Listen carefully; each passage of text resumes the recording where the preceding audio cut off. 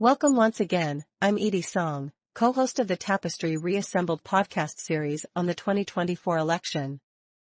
And I'm Kate Ross. In this final episode we'll address how a potential third candidate for president should address the various hot-button topics that single-issue voters tend to focus on when they decide who will get their vote.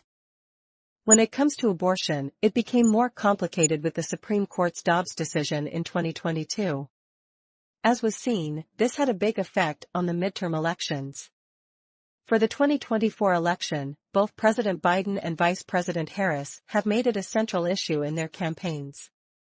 And on the other side, President Trump has said that leaving the issue up to the voters in each individual state seems appropriate to him, although he has expressed support for blocking abortions after 15 or 16 weeks except in the case of rape, incest, or health of the mother. A centrist candidate might repeat the same point about leaving it to the states, or lean in Vice President Harris's direction, and try to get Congress to pass a law allowing abortions nationwide. But that doesn't distinguish such a candidate from the opponents, and isn't really centrist. Instead, the path to take should elevate the discussion from the unsolvable muddle to a lasting answer. The problem with individual state legislation is that an equal protection clause issue could be raised. It's not logical to allow U.S. citizens in different states to operate under dramatically different laws on the same topic. While that argues for a piece of national legislation, negotiating it seems impossible, and of course it's not going to be enduring even if it were passed. That's why the best answer is to call for a constitutional convention at which an amendment related to abortion could be debated and hammered out. That would make it enduring, and give citizens the opportunity to choose to revoke their citizenship and move to another country if the prevailing societal norm that got captured wasn't acceptable to them. The same type of resolution seems well suited for the transgender issue, in that there's a massive divide within the country about what should be enshrined in law. A healthy convention debate could air all of the views associated with the topic, hopefully leading to a consensus solution.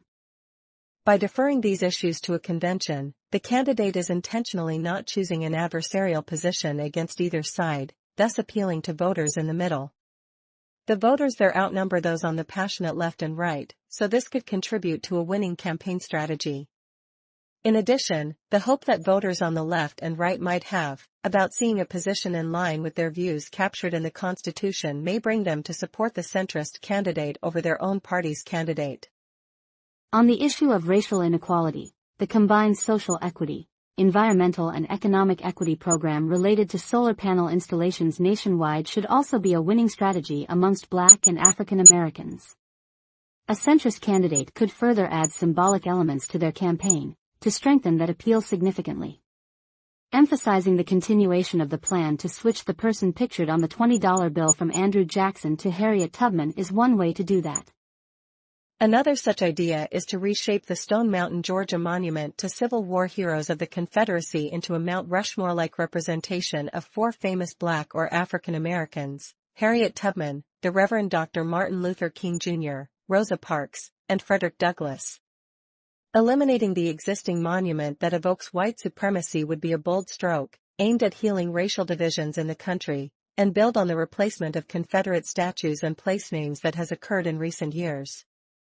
You may also recall that we addressed the inequities experienced by inner-city minorities regarding K-12 education in one of the education proposals.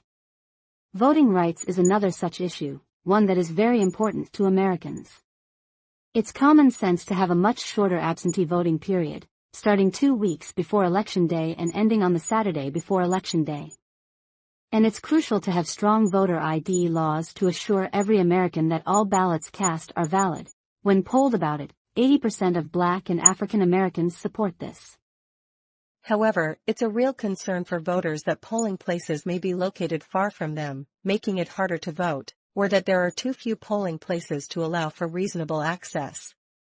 In each of these cases, the Federal Election Commission should require that a state correct the situation ahead of the next election, and if the prior election outcome was close, to hold a special runoff election after making the required fixes. With respect to healing, it's obvious that as a result of the candidate's policy proposal on student loan debt, people will be hurt and angry if their student loan debt that had previously been forgiven gets reinstated.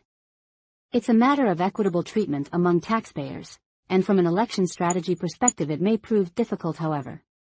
Even though they only represent a small percentage of the voting population, their family and friends may add to that opposition. A much larger percentage will back a responsible candidate who pushes for spending cuts to run a surplus to keep the country from going into default, and can be relied upon to stick with it through a few budget cycles.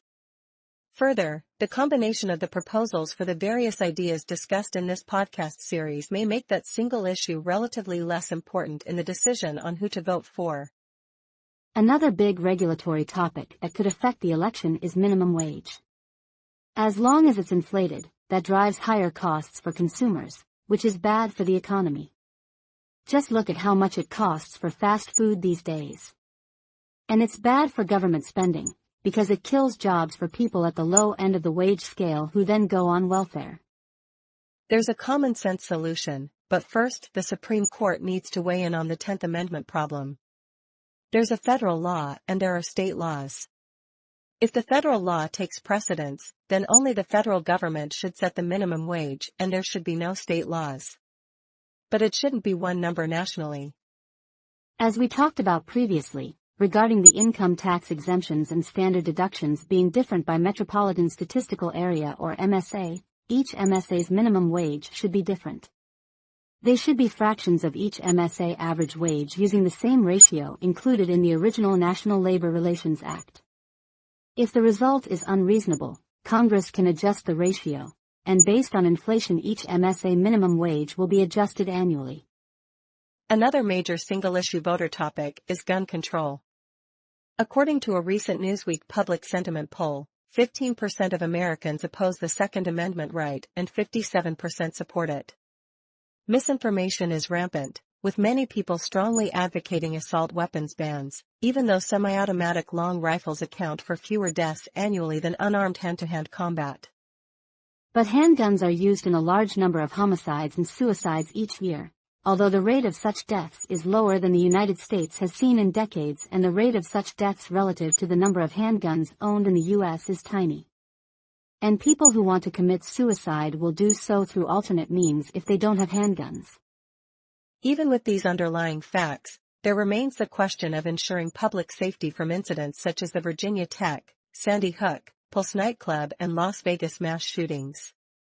A centrist candidate with a solution to this problem that isn't as divisive as the two main parties' candidates might attract a lot of votes, so what might be a possible answer? An idea that shouldn't create constitutional difficulties would be to introduce congressional legislation that requires each state to establish and regulate a governor's militia. This would be distinct from their National Guard, and among other negotiated provisions would require that every citizen who wished to exercise their Second Amendment right to own firearms must be part of the regulated militia. Any individual who would be accepted into the militia must pass a mental health screening annually as one of the regulations. Because of the introductory phrase, a well-regulated militia effectively grants the federal government the authorization to establish what such regulations should be included in creating each of the state's militias. Congressmen and women and senators of all political stripes will try to get their most desired regulations into the final bill, subject to the drafting and amendment processes. There might be other single-issue voter issues, but we can't think of any that are as important as those we've covered. Thanks for your attention to our conversation, and we hope that the two leading candidates will adopt some of the ideas explored, if no third candidate appears who will take up the challenge of bringing the ideas to the American people. For Edie Song, I'm Kate Ross. Goodbye and God bless.